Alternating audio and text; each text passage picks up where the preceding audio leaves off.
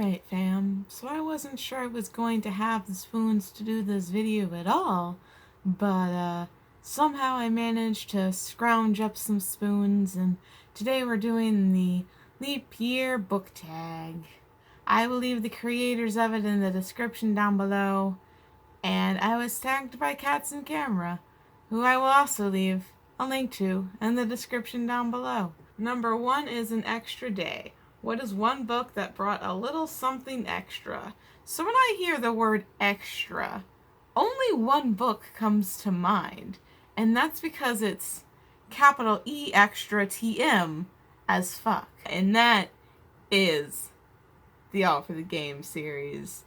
So All for the Game is just, it's so fucking extra, y'all. Like, I mean, it's extra in the way that people usually use the term extra as I'm using it in a bad way, but like, even though this book is super fucking extra in that way, it's not bad. Like, it works. And I couldn't think of a book that brought something that's the other that, like, the question is probably not asking me what book is extra TM.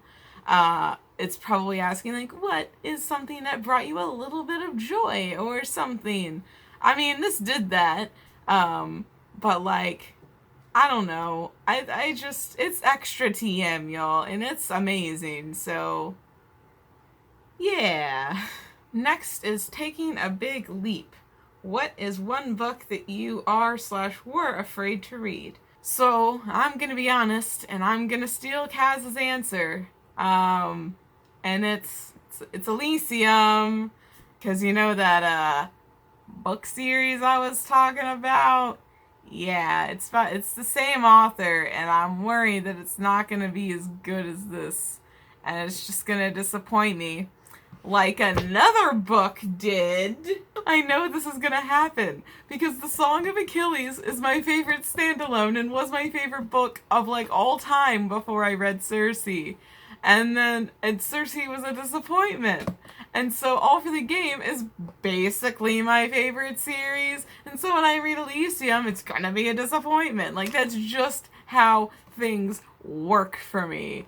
So, I'm scared to read it. I don't know when I'm gonna read it. It's on my Amazon wish list, so if you want to buy it for me and, like, make me read it, then I'll do that, but I don't know, fam. I'm real worried.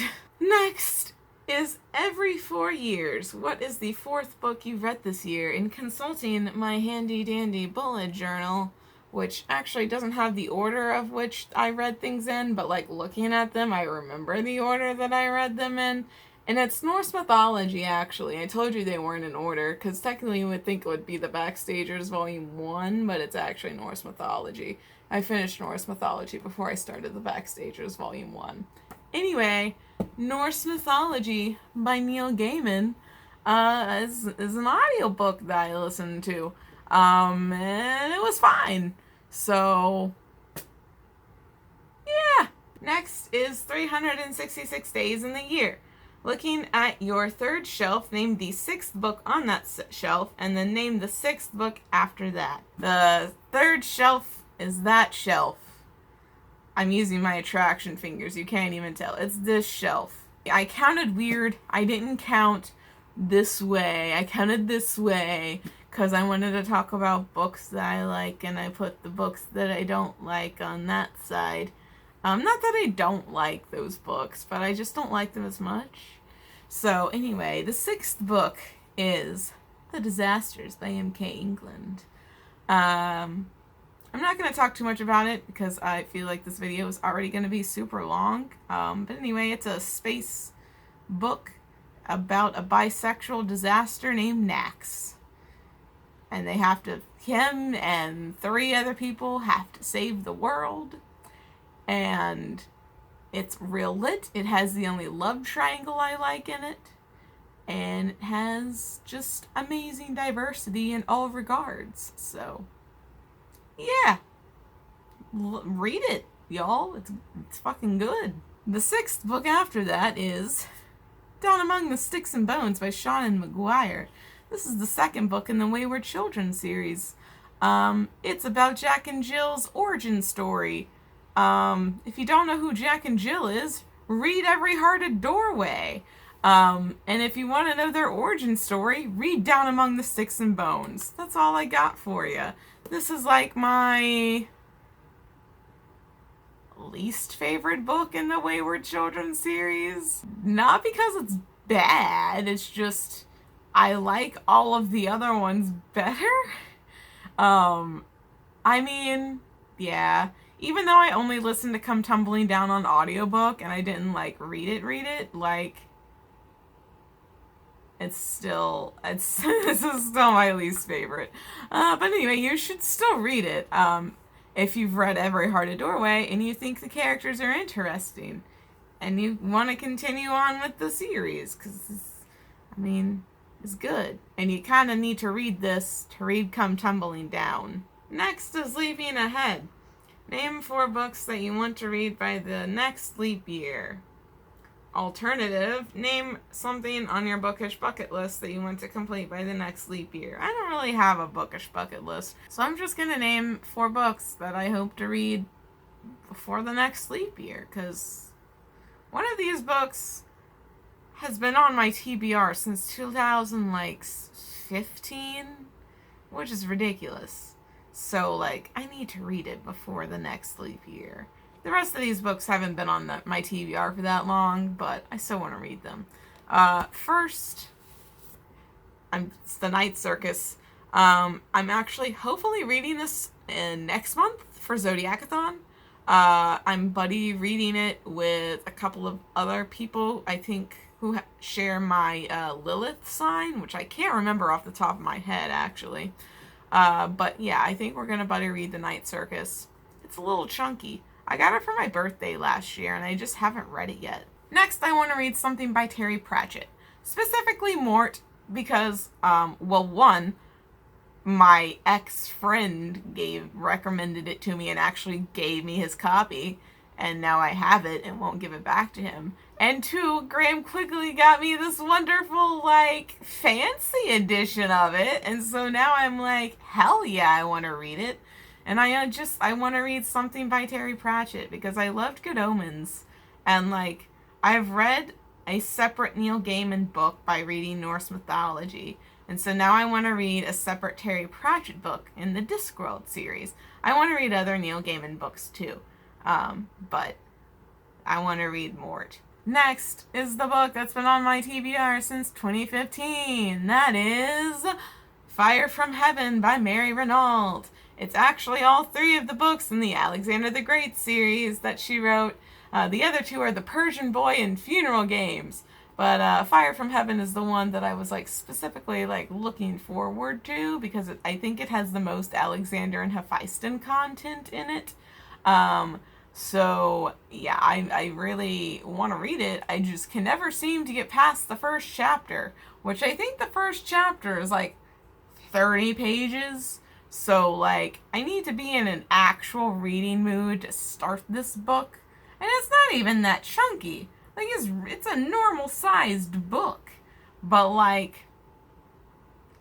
haven't managed to make it through it. And I've tried in earnest, maybe once.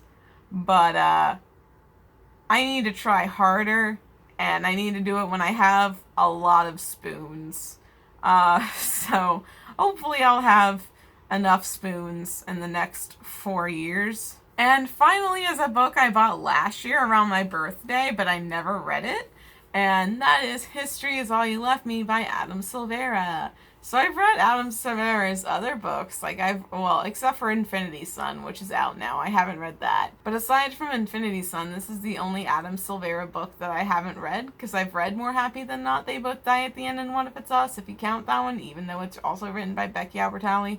So anyway, I need to read this. I hear it's really good, and really sad, and I just need to read it. I don't know when I'm going to read it. I'll read it eventually, though. It's in my TBR jar, so, I'll read it soon, maybe. I don't know. Hopefully within the next 4 years. And that's what the question was. The next one is Leapfrog, which is name a book on your TBR that has green in it. This was a little hard, not gonna lie, but The House of Impossible Beauties by Joseph Cassera? Cassera? Is that how you say it? I don't know. But anyway, it has green on the cover. If you look really closely, it has green right here. I'm trying to... There you go. Now you can obviously see the green. Look at that green. Next is Bad Luck. What bookish things do you steer clear from? Well, straight romance, to be honest. I don't have time for it. Like, I'm sure it's fine. And I have nothing against the romance genre. But if it's just, well, if it's a cis-het romance, I don't think I could give less of a fuck about reading about it. If it's like one of the characters is trans, but it's still technically like straight, because like one is male and one is female, I would maybe read that if one of them was trans. But if they're both cis, it's just not interesting for me. And the last one is to tag 4 people. Well, I can't tag Kaz because she tagged me. So I'm gonna tag Graham Quigley. I'm gonna tag... well, Aaron over at Tomes and Tunes hasn't done a video in a hot second. Probably for the same reason that I haven't. Because we both struggle with, you know, that mental ill life. So I'm gonna tag her. Because maybe she'll find the spoons. But, no worries if you can't, Aaron. I totally understand. So that's 2. I guess we can tag Taylor over at Page Screen Taylor. I know she just recently moved and probably doesn't have time to film a video, but consider yourself tagged. And then finally I'll tag Brody over at E2 Brody. So that's the tag. I hope you enjoyed this video, and I will see you in the next one.